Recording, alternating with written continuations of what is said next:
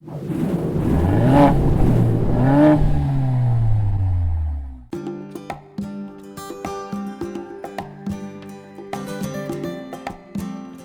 to Miami Beach, Florida, where Honda has chosen to launch an all-new vehicle into an all-new segment. Meet the 2016 Honda HR-V. I'm going to take you through a quick walk around of this vehicle, a little background information, and even provide you some driving impressions and my recommendation. It's built in Celaya, Mexico, alongside the Honda Fit. It shares the same platform with the Honda Fit, but as you can see, it has a lot more utility and is much bigger. It's smaller than a CR-V, and the powertrain is derived from the Honda Civic, a 1.8 liter. They expect to sell about 70,000 of these in the US to complement the 330,000 CR-V vehicles they already sell. Under the hood, you will find a 1.8 liter four-cylinder engine that produces 141 horsepower and 127 pound-feet of torque. There are two transmission options. There's a CVT or a six-speed manual. The six-speed manual is available on the bottom two trims. The CVT is standard on the top EXL trim and optional on the bottom two trims. Fuel economy is expected to be 35 miles per gallon on the highway for a front-wheel drive CVT. If you get the all-wheel drive with a CVT, you're talking about 33 on the highway. Combined fuel economy, 31 for the front-wheel drive with the CVT, 29 for the all-wheel drive with the CVT, and 28 for the manual. That's right, the manual gets worse fuel economy than the CVT, but it's a lot more fun. As mentioned, the HR-V has 5 different seating modes. What we're seeing here is the split mode. You can see it's 60-40 second row split. The left side is folded down to put long items like a surfboard.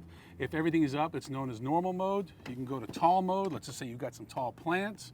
If you put everything down, you could be in utility mode or even cargo mode. This front seat, you could take the headrest down, fold it down, so you could put some really long pieces of lumber or whatever you need. Highly functional for a vehicle that starts under $20,000. Our test route for the all-new HR-V finds us in downtown Miami Beach, Florida. Kind of appropriate, relatively flat and boring roads, which is suitable for a vehicle like this. This is not the kind of vehicle you're going to be taking on twisties through the canyons or up some serious mountain grades. It's a good city car. It's not the roomiest vehicle in the segment, but Honda tells us they're creating a new segment with this HR-V. Overall, as far as driving impressions, good seating position, good seats. The CVT, which is the vehicle we drove in the morning, is the high volume vehicle. Probably 97% of all HR-Vs sold will have the CVT, which is one of those inevitable transmissions because it helps fuel economy. It sucks for enthusiasts, but it is good for those who care about what they're paying at the pump. In the afternoon, we've had the 6-speed manual, which is only available on the bottom 2 grades, but it does make driving this vehicle a lot more fun. There are 2 target buyers for the HR-V. Young buyers, I would say 35 and younger, maybe one kid, just looking for a vehicle with some utility. It's available in front or all-wheel drive, and a vehicle on, for people who are on a budget because it starts at under $20,000. The other end of the spectrum will be empty nesters.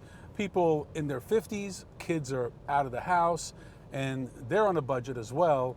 They're looking to hold on to as much of the money as they've made as they enter retirement, want something that's easy to get in and out of. The seats are higher, the seating position is higher. Everything about this vehicle kind of gives you that great point of view that you wouldn't get with a sedan or a station wagon.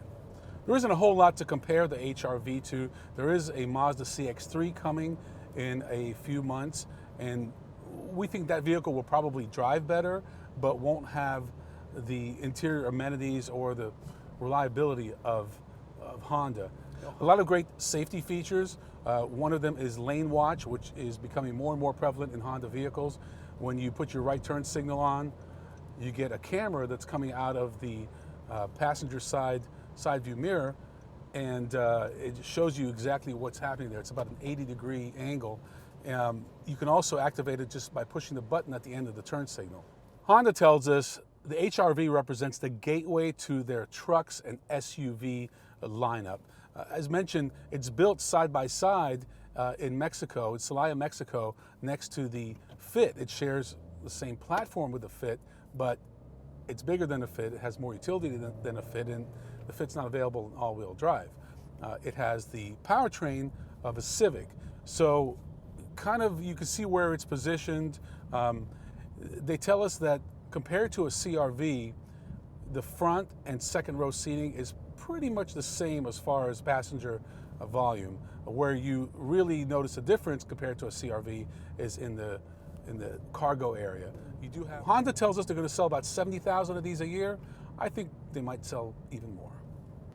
I think Honda has a real winner on their hands with the HR-V. They've already proven that they can dominate a segment with the CR-V, which sells well over 300,000 units. However, not everybody that walks into a Honda dealership walks out with a CR-V, even though they're shopping for one.